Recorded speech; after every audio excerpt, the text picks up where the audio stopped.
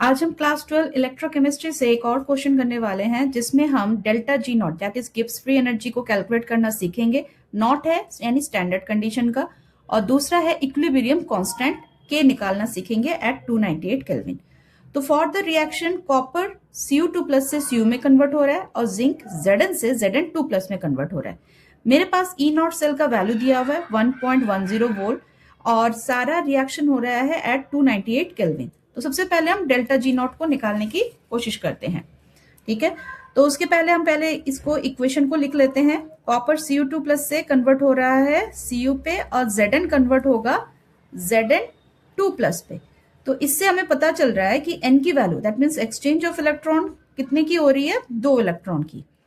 E not मुझे दे दिया है, कितना है 1.10 वोल्ट। अब डेल्टा जी नॉट का फॉर्मूला क्या होता है, delta G nought is equals to minus n F E nought cell, ये है हमारा फॉर्मूला। एन की वैल्यू पता है -2, एफ होता है फैराडे, 1 फैराडे का वैल्यू होता है 96500 और ई नॉट सेल का वैल्यू कितना है 1.10 वोल्ट। अब इन तीनों को मल्टीप्लाई कर लीजिए तो फिर ओवरऑल आंसर किस में आएगा, माइनस पे आएगा और ये आ जाएगा मेरा 212,300 जूल में। आप चाहो तो इसको किलो जूल में कन्वर्ट करके भी आंसर दे सकते हो। तो पहला क्वेश्चन हो गया। अब आते हैं दूसरे क्वेश्चन में जहां पे इक्विलिब्रियम कांस्टेंट निकाल रहा है। तो इसका भी हम कैलकुलेशन कर सकते हैं डेल्टा जी के मदद से। तो डेल्टा जी नॉट का वैल्यू स्टैंडर्ड कंडीशन में एक तो ये फॉर्मूला हो गया, दूसरा होता है -2.303 आर टी लॉग केसी।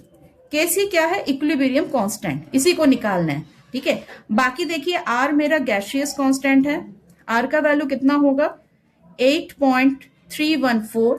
टी मेरा टेम्परेचर है जो कि केल्विन में होगा, दे ही दिया है 298 केल्विन। तो एक एक करके सारे वैल्यूज को पुट करते हैं और डेल्टा जी नॉट का वैल्यू मुझे पहले से ही पता है तो उसको भी पुट कर लूं, 212,300 माइनस 2.303 इंटू 8.314 इंटू 298। अब बच गया मेरा लॉग केसी। अब सारे वैल्यू को दूसरी तरफ ले आइए और माइनस माइनस यहाँ पे क्या हो जाएगा, कैंसिल आउट हो जाएगा।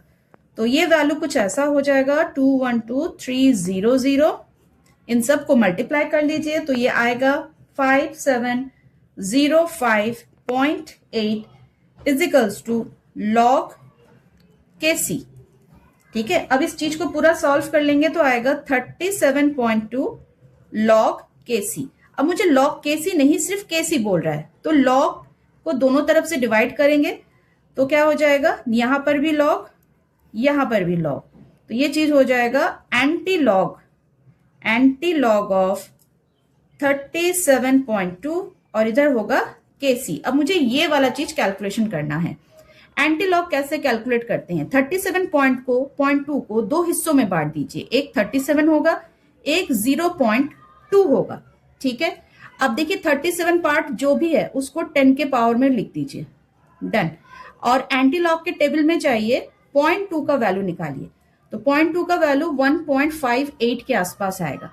तो लॉग केसी का वैल्यू क्या हो जाएगा 1.58 into 10 to the power 37। Round up करना चाहे तो ये हो जाएगा 1.6 इंटू 10 टू द पावर 37। तो ये आ गया हमारा केसी का वैल्यू।